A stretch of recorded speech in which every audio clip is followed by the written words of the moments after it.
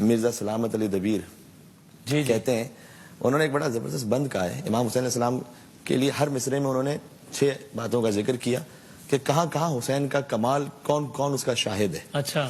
کہتے ہیں نقاش نقش، کاتب و خط، بانی و بنا، بود و نبود، ذات و صفت، ہستی و فنا، آدم ملک، زمی فلک، گرد کیمیا، دنیا و دین، حدوث و قدم، بندہ و خدا، سب شاہد کمال شہ مشرقین ہے.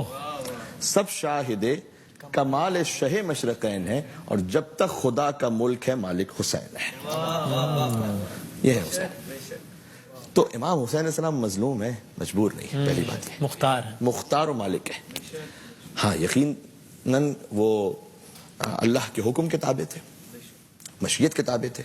پہلے ہی وعدے طفلی ہو چکا تھا، حضور نے بیان کر دیا تھا، ان اس وعدے کو پورا کرنا تھا. اور شام غریبہ، کل جو شب عاشور کی رات تھی وہ شہیدوں کی رات تھی، آج کی رات غریبوں کی رات ہے.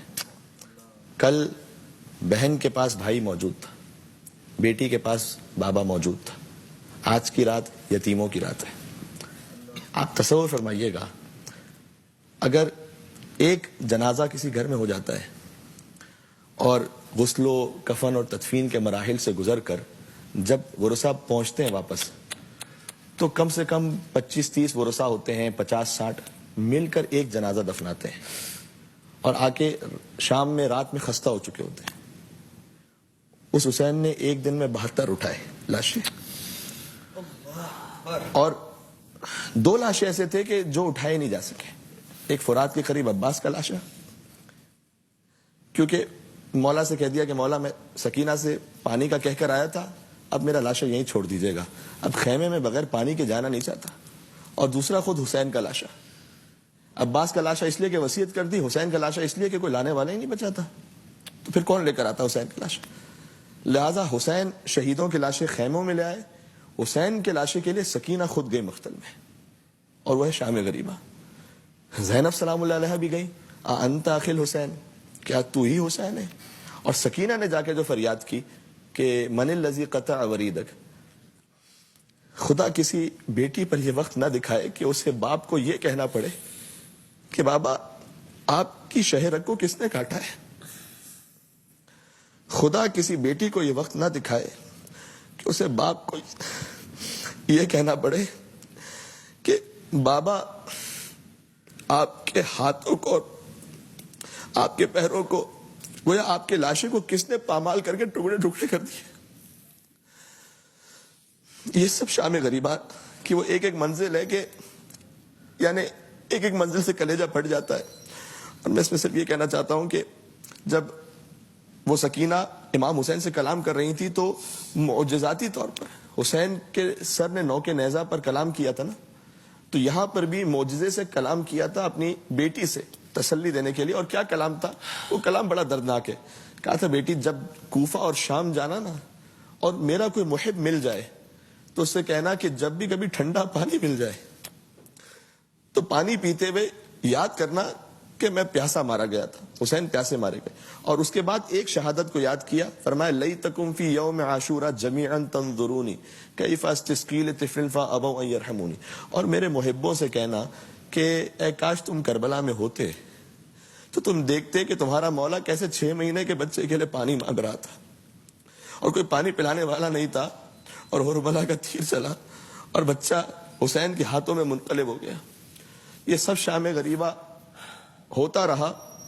حسین علیہ السلام کا لاشا، اچھا آخری جملہ میں کہہ دیتا ہوں، بس اس سے زیادہ تابع بیان نہیں ہے. ہم کن سنتے حسین کا لاشا پامال ہوا، لیکن اس سے زیادہ ایک اور مظلومیت ہے اس میں. شام غریبہ جنا حکم ہوا عمر سعد نے کہ لاشوں کو پامال کیا جائے. گھوڑوں کی نال بندی کی گئی تھی تاکہ لوہوں کی سموں سے کچل جائے لاشا، یعنی باقاعدہ اہتمام گھوڑوں کو پہنائے گئے وہ جی تاکہ صحیح سے یہ کام تاکہ لوہوں کی سمیں لگے. جب لاشیں پامال ہونے والے تھے تو حبیب ابن مظاہر جو امام حسین علیہ السلام کے دوست تھے ان کے لشکر میں، لیکن ایسا تقریباً کربلا کے ہر شہید کے ساتھ معاملہ تھا کہ اس کے قبیلے کے خاندان کے کچھ لوگ اس طرف بھی تھے. صحیح ہے. تو حبیب کا قبیلہ آ گیا کہا دیکھو اب ہم حبیب کا لاشا نہیں پامال ہونے دیں گے. بے شک ہمارا اختلاف تھا جو بھی تھا ہمارے ہم نے قبیلے مار سے دیا لاش کی حرمت ہی نہیں ہونے دیں گے. اچھا لے گئے. عمر ساتھ نے کہا لے جاؤ حبیب کا لاشا لے جاؤ. ہر وہ تو تھے ہی یزید کے لشکر میں, پھر بعد میں امام حسین علیہ السلام کے لشکر تو ان کے طرفدار بھی آ گئے. ہر کے طرفدار بھی آ گئے. ہم ہر کا لاشا نہیں پامال ہونے دیں گے. لے جاؤ. پامال نہیں ہوا. ایک ایک شہید کا وارث آتا گیا اور اپنے اپنے شہیدوں کے لاشوں کو لے جاتا گیا. ایک بہن در خیمہ سے دیکھ رہی تھی کہ کوئی میرے بھائی کا بھی تو وارث آئے گا نا, کوئی تو آئے گا جو آگے کہے گا کہ یہ ایک سید کا لاشا ہے, یہ ایک مظلوم کا لاشا ہے, یہ رسول کے نواسے کا لاشا ہے, یہ جگر گوشہ بطول کا لاشا. کوئی تو ہوگا 30,000 کے لشکر میں جو یہ کہے گا کہ تم نے حسین کو 3 دن کا بھوکا پیاسا مار دیا, لیکن اب میں یہ نہیں برداشت کر سکتا کہ تم گھوڑوں کی ٹاپوں کو حسین کے سینے سے کچل کر پامال کر دو لاشا. میں یہ نہیں کر سکتا. ایک لاشا رہ گیا جس کا اٹھانے والا کوئی نہیں تھا, یہ غربت حسین ابن علی. اور دائیں طرف کے گھوڑے بائیں طرف دوڑ گئے, بائیں طرف کے گھوڑے دائیں طرف. شبیر تھا پامالی کی ضد پر. تو گھوڑوں کی ٹاپوں تلے حسین کا لاشا پامال ہوتا رہا. اب میں تو چشم تصور سے یہ سوچ ہی سکتا ہوں کہ شہزادی نے تو یقیناً مدینے کا رخ کر کے کہا ہوگا نا السلام علیکم یا رسول اللہ. نانا آپ کے سینے پر حسین, اپنے سینے پر آپ حسین کو سلاتے تھے, اور آج آپ کا حسین ہے اور گھوڑوں کی ٹاپوں تلے پامال ہو رہا ہے. اللہ سبحانہ و تعالیٰ سے بس یہ دعا ہے کہ اس ذکر امام حسین کے صدقے میں, ان آنسوؤں کے صدقے میں قلب رسول اللہ صلی اللہ علیہ وآلہ وسلم کو ہم سے راضی و خوشنود فرمائے, اور ہمیں سیرت و سنت امام حسین علیہ السلام پر عمل کرنے کی توفیق عنایت فرمائے. قلب حسین علیہ السلام کو ہم سے راضی و خوشنود فرمائے. اور اے پروردگار تو کوئی غم عطا نہ فرما سوائے غم امام حسین علیہ السلام کے. اور انسانیت کو آج اتنی ضرورت ہے امام حسین السلام کے پیغام کی, اتنی کبھی بھی نہیں تھی. انشاءاللہ پیغام امام حسین علیہ السلام عام ہو, حق کا پیغام. ایک یہ بھی جملہ کہنا چاہوں گا کہ ایک بچی بھی تھی جس کے دامن میں آگ لگی ہوئی تھی. اب شام غریبہ کی کتنی داستانیں پیش کرے انسان. ایک داستان اٹھاتے ہیں, دوسری داستان پہ جاتے ہیں, کہتے ہیں اس سے بڑا ظلم کیا ہوگا, اس کو ختم کرتے ہیں, دوسری طرف جاتے ہیں, کہتے ہیں اس سے بڑا ظلم کیا ہوگا. وسیم بھائی, ناظرین ہیں, کروڑوں ناظرین دیکھ رہے ہوں گے, اللہ نے آپ کو بیٹیاں عطا کی ہوں گی, انشاءاللہ سب کی بیٹیوں کو حسین کی بیٹی کے صدقے میں سلامت رکھے. 4 سال کی بچی اگر کہیں سڑک پہ مجھے باہر نظر آ جائے نا, کسی کی بھی ہو, اور وہ رو رہی ہو اکیلی, تو میں جا کے اسے پوچھوں گا ضرور, بیٹا کیا ہوا, بیٹا کیا ہو گیا, بیٹا کیا ہو گیا. میں اس کو جا کے تماچا نہیں ماروں گا.